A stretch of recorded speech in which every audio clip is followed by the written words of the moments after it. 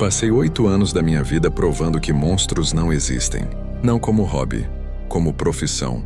Sou jornalista investigativo especializado em desmascarar lendas urbanas.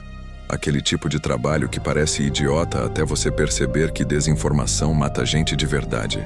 Já desmontei a história do homem-lagarto do interior de Minas, a lenda do boto que engravidava mulheres no Amazonas, o suposto monstro do Lago Furnas. Sempre achei a explicação. Sempre. Até que aceitei escrever sobre o chupacabra. A editora queria um especial de fim de ano. Algo com peso histórico, ela disse. O chupacabra completaria 30 anos em 2025. Nascia em Porto Rico em 1995, espalhava-se pelo Brasil em 97, virava ícone global antes do ano 2000. Você escreve sobre o monstro que nasceu junto com a internet, ela me disse. O primeiro monstro viral da história. Aceitei porque parecia fácil. 30 anos de lenda, explicação científica consolidada, caso encerrado. Viajaria a Porto Rico, conversaria com alguns moradores, visitaria os locais históricos, escreveria um texto bonito sobre como o medo coletivo cria mitologia. 2 meses depois não consigo mais dormir. Meu primeiro dia em Canóvanas, Porto Rico foi completamente normal. Canóvanas é a cidade onde os primeiros relatos explodiriam em 1995. Hoje é um lugar comum. Casas coloridas, mercadinhos na esquina, crianças jogando bola na rua. O prefeito da época, um homem chamado José Chemo Soto, ficou famoso por liderar caçadas ao monstro com uma rede de pesca. Virou piada nacional. Conversei com moradores mais velhos que lembravam da época. A maioria ria. Era histeria coletiva, me disse uma senhora de 72 anos, enquanto descascava manga na varanda. A gente estava assustado e inventou um bicho para culpar. Anotei tudo, parecia confirmar minha tese. Mas antes de ir embora, ela acrescentou uma coisa que eu não pedi. O engraçado é que os animais continuam morrendo até hoje, do mesmo jeito. E hoje ninguém mais acredita, então ninguém investiga. Fui à floresta de El Yunque no 3º dia.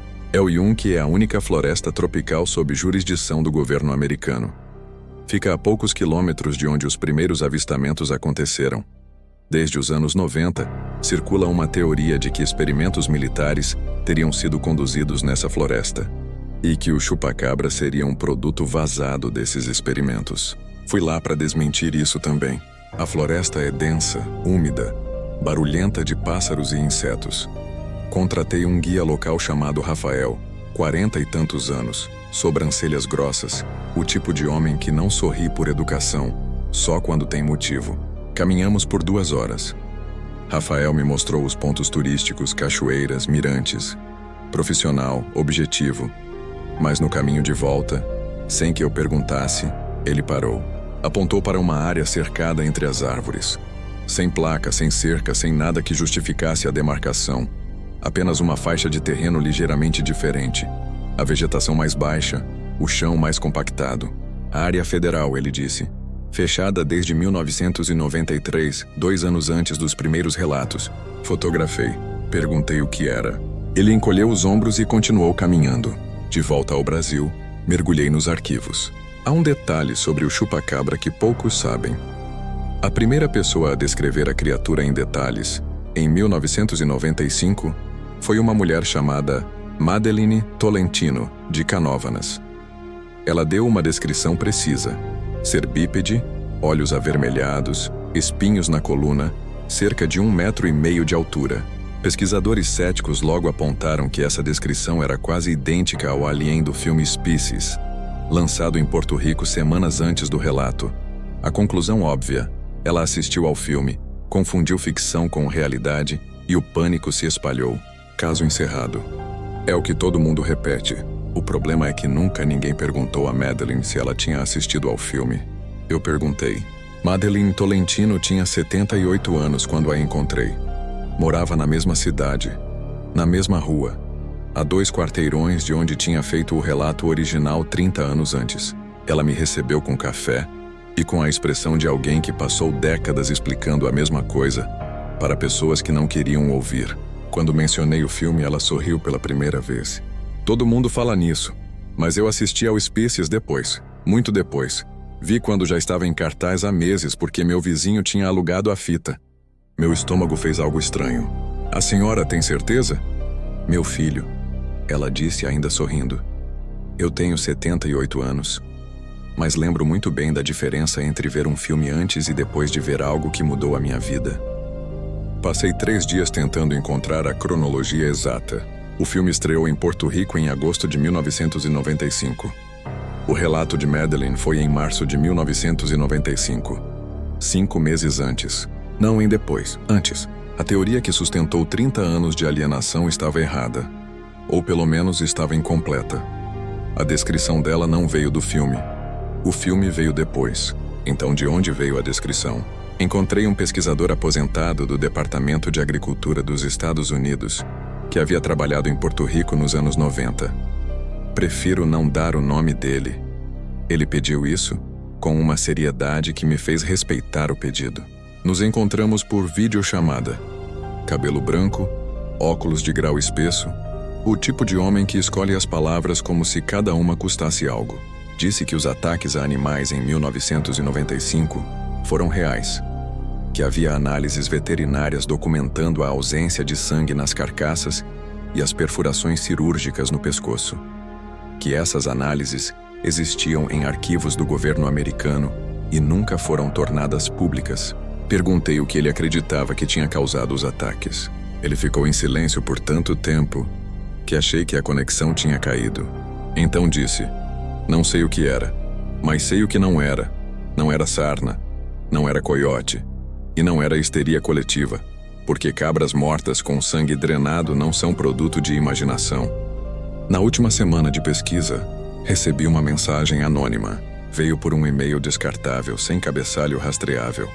Continha um único arquivo, um relatório veterinário de 1997, de uma fazenda no interior do Paraná. 8 cabras encontradas mortas na mesma noite, sem marcas de predador convencional. 3 perfurações no pescoço de cada animal formando um triângulo, sangue totalmente ausente. O laudo dizia: causa da morte indeterminada. Abaixo do laudo havia uma foto. A foto era de rastros no chão de terra seca ao lado das carcaças. Não eram patas de cachorro. Não eram de nenhum animal que eu conseguisse identificar. Eram impressões de 3 dedos compridos, com uma curvatura que não existe na anatomia de nenhum predador brasileiro catalogado. E eram impressões de um ser que, pela profundidade e espaçamento das marcas, andava ereto. Entreguei o material para a editora. Ela me olhou por um longo tempo.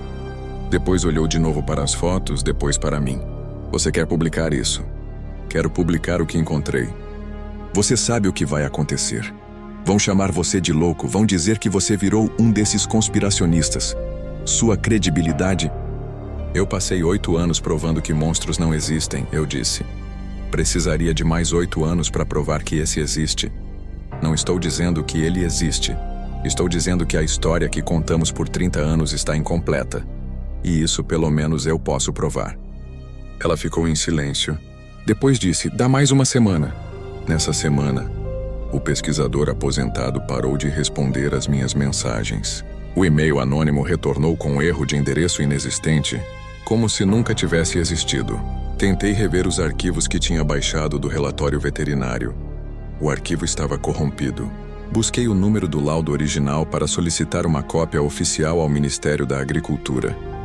O número não correspondia a nenhum documento no sistema.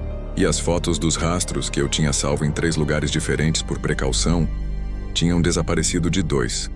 No terceiro, a pasta estava lá. Os arquivos dentro dela também. Mas quando abria qualquer um deles, a imagem era completamente preta. Não publiquei o especial. Devolvi o adiantamento, pedi desculpas à editora. Disse que a história não tinha sustentação suficiente. Ela aceitou sem fazer perguntas, o que me pareceu estranho na hora. Hoje não me parece mais estranho. Hoje me parece como alguém que já sabia que eu iria desistir. Continuo trabalhando. Continuo investigando lendas, continuo desmontando histórias, continuo sendo o jornalista que prova que monstros não existem. Mas toda vez que ouço alguém usar a palavra desacreditar em relação ao chupacabra, sinto aquela coisa estranha no estômago. Porque o que eu aprendi nesses meses não foi que o chupacabra existe. Foi que existe alguém ou algo que trabalha muito para garantir que ninguém acredite que ele existe. E essa distinção, por menor que pareça, muda tudo. O chupacabra completou 30 anos em 2025. Os ataques a animais de criação, com as mesmas características dos relatos originais, continuam sendo reportados em zonas rurais da América Latina. Continuam sendo classificados nos laudos oficiais como causa indeterminada. E continuam sendo ignorados porque a lenda foi desacreditada e todo mundo sabe que monstros não existem.